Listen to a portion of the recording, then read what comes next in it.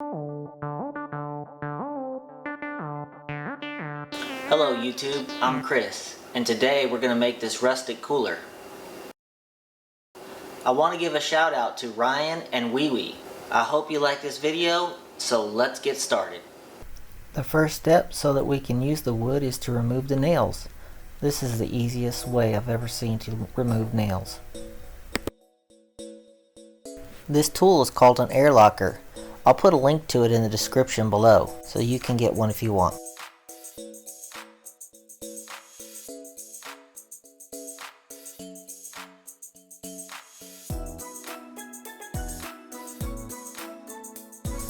My wife decided to try her hand at the miter saw, so she's cutting all the side boards.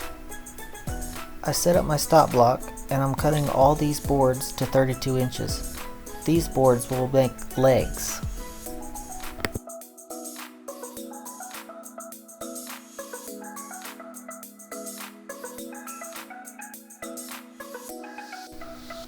We're done cutting them to length. Now we're just going to true the edges up so they'll glue together better.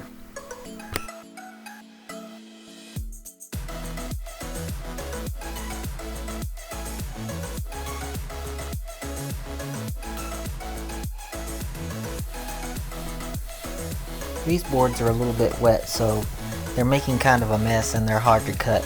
It's not leaving a very good edge, so later after they dry, we're going to sand them. Now we made legs out of those, and we're going to start gluing the front boards on.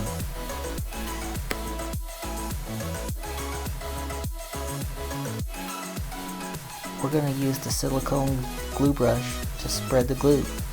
This is the Dollar Tree silicone glue brush. Check out my 6 DIY life hacks video so you can get this glue brush for $1, and it's a silicone glue brush. It'll last forever.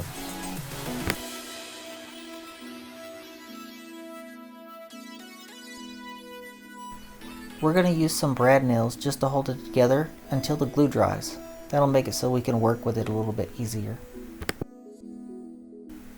We'll use some clamps just to square it up and make it a little more even. We're going to repeat this process twice so we have a front and a back panel.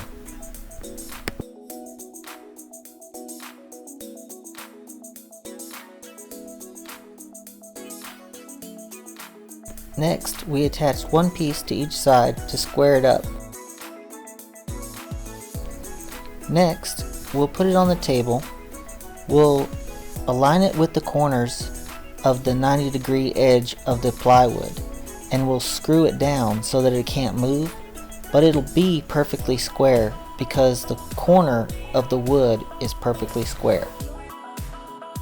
Now we're just going to continue adding the side pieces, and we used pocket hole screws for these, but you can just make them longer and screw them or nail them in from the sides. It's not necessary to use pocket hole screws.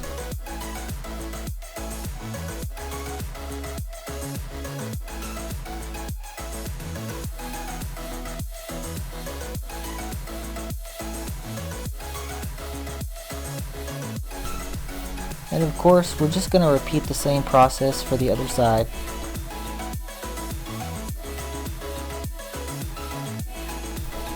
Again, clamps are going to be a huge help in this project.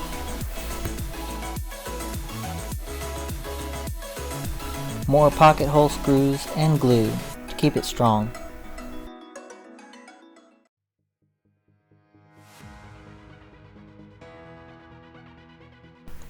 You'll notice we're using Titebond 2. That's the waterproof glue.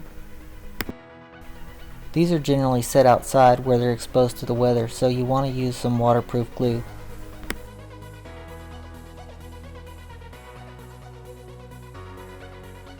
We'll use some 2x4s from the pallet to hold the ice chest at the right height on the inside.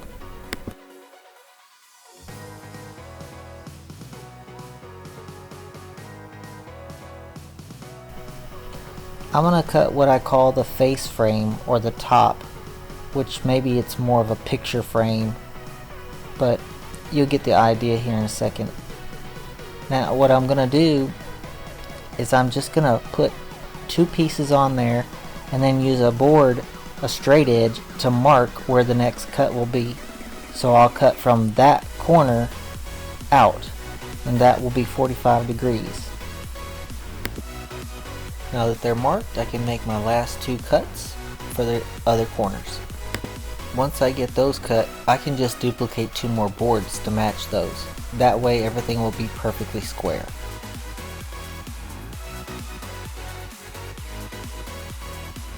Now I'll just use my miter gauge to cut the rest of them. So once again, we'll just use some pocket hole screws and we'll clamp it to the corner edge of the plywood on the table. That'll keep everything nice and square.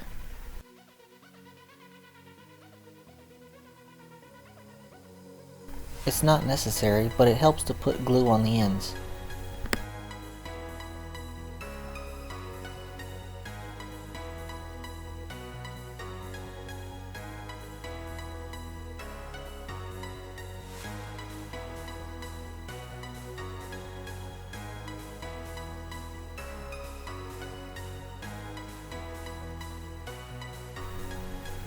Now we're ready to mount it to the top. It's nice and square and sturdy, so we'll just use some screws to set it on there.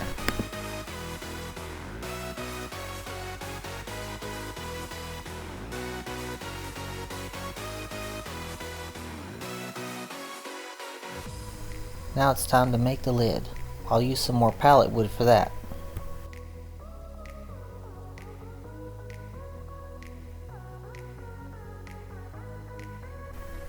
Once I get the measurement, then I can cut the first board. I'll use that as a template for the rest of the boards that need to be cut, so they'll match perfectly.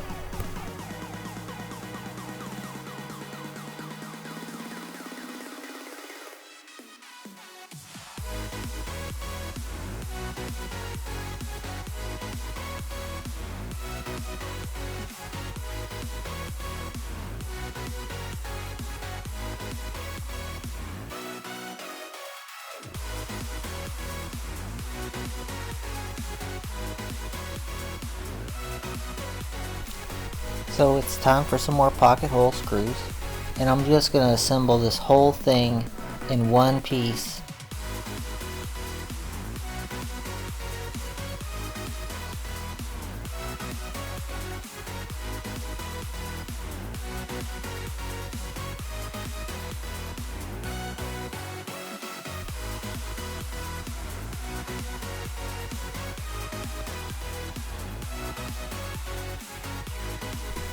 I'm going to be using some glue, so 3 pocket hole screws is probably enough, but I went ahead and put 4 just for safe measures.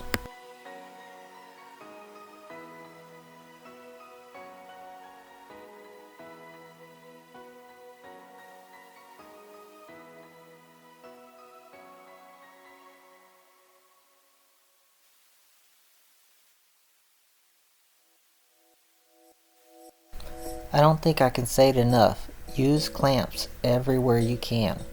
It's going to help you a lot.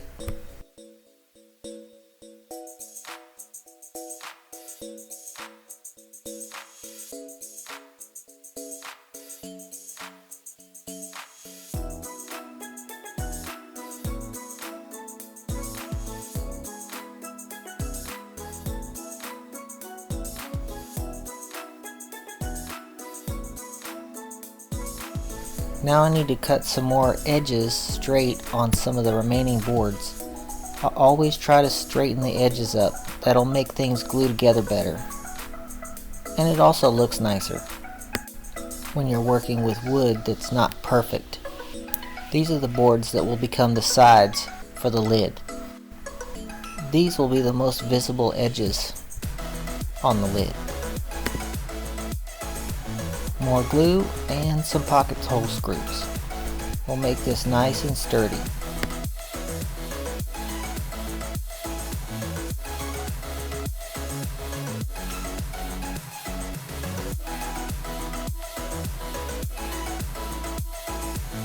So now I put the top in the frame and glued it in. Now it's time to sand everything down and make it nice and get it ready for all the stain. I'm drilling some holes for the screws on the hinges so that the wood won't split. We're only going to put one coat of this stain because it's really dark and it's really hard to remove once you put a lot on there. This was a pretty hot day, so it was drying really fast, so that even made it harder to remove. But you just wipe it on and then wipe it back off.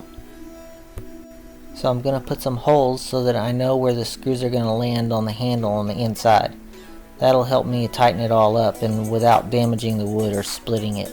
It should also make the handles really strong because the bolts are going to be really long.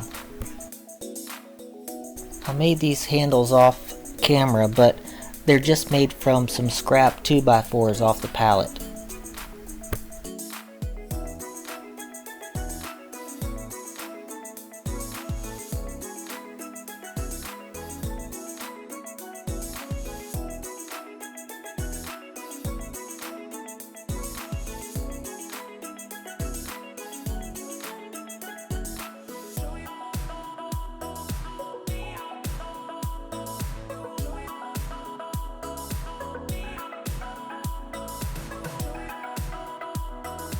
I want to give a shout out to Ryan. It's his birthday and this is his gift. So, happy birthday, Ryan.